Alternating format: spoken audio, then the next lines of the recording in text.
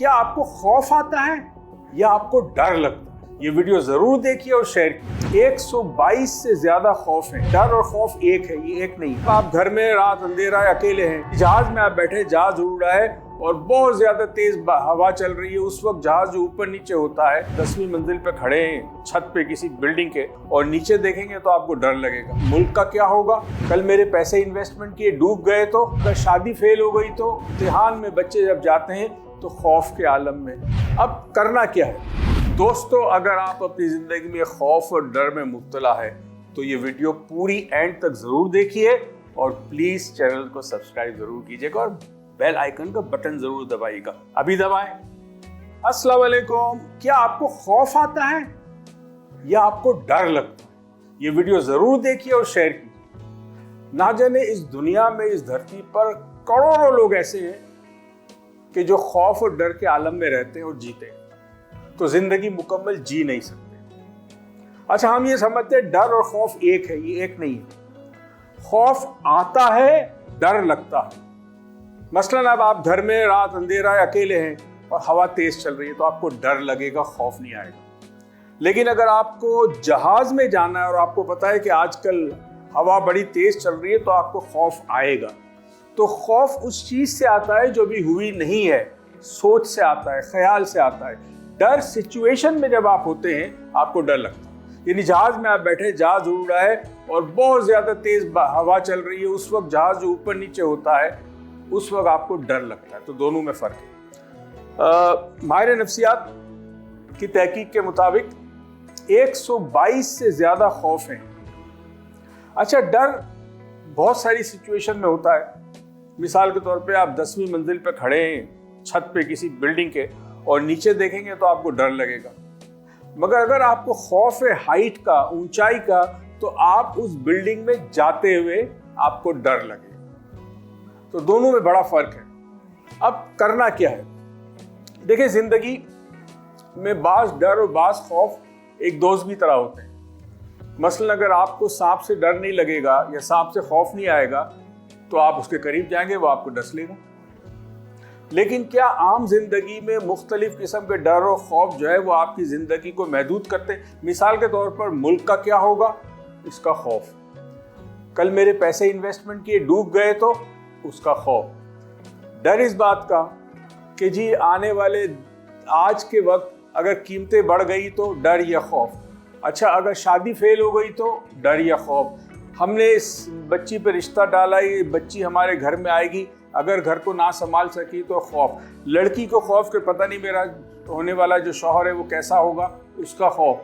इसी तरह जिंदगी में बहुत सारे खौफ होते हैं। इम्तिहान में बच्चे जब जाते हैं तो खौफ के आलम में इस बात का डर होता है कि पता नहीं पास होंगे कि नहीं होंगे, ग्रेड अच्छे आएंगे कि नहीं आएंगे। यानी जिंदगी में जहाँ जहाँ कोई भी चैलेंज है, कोई भी नया काम है, उसमें या तो आपको खौफ है या आपको डर है, तो जिंदगी बड़ी महदूद हो जाती है। एक शख्स अपने दुकान के लिए जाता है और वो हालात देखता है जो मुल्क के हालात है कि पता नहीं आज कारोबार होगा नहीं होगा, घाघ आएंगे नहीं आएंगे। अच्छा, मैं अपने घर का राशन पूरा कर सकूंगा? क्या मैं अपने बच्चों की स्कूल की फीस दे सकूंगा? क्या मैं अपने घर का किराया दे सकूंगा? ये तमाम वो चीज़ें हैं जो हमारे अंदर बेचैनी या एंग्जाइटी प्रोड्यूस करती है।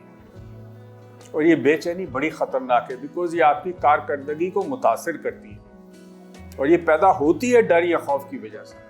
तो अब उसका सामना क्या है? तो उसकी मुख्तलिफ तरीके हैं। मेरे टीचर ने एक बड़ी खूबसूरत बात बताई थी मुझे, जो हम अक्सर जब लोगों को हम आग पे चलाते हैं तो आग का डर होता है कि आग पे कैसे चलेंगे, पैर जल जाएंगे। तो हम एक जुमला उनसे कहते हैं, एक फॉर्मूला बताते हैं उनको, और वो ये होता है कि think of the worst and expect the best. अच्छा, बुरे में बुरा क्या हो जाएगा? सोचो क्या हो जाएगा बुरे में बुरा? पैर जल जाएंगे, जख्म लग जाएगा, मैं गिर जाऊंगा।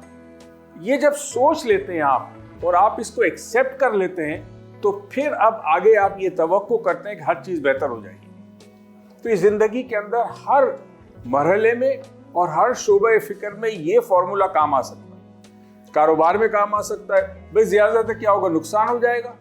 कितना मैं बर्दाश्त कर सकता हूँ इस नुकसान को, मैं एक्सेप्ट करता हूँ इस नुकसान को, फिर ये तवक्को करे कि हर चीज़ बेहतर हो जाएगी। इसी तरह कुछ लोगों को डर होता है शादी का تو بھائی شادی نہیں کرنی, پتہ نہیں میں نے دیکھا ہے میرے ماں باپ کی شادی ناکام ہوئی, میرے گھر میں جھگڑے تھے, اب میں شادی کروں گی تو پتہ نہیں یہی چیز میرے ساتھ ہوگی.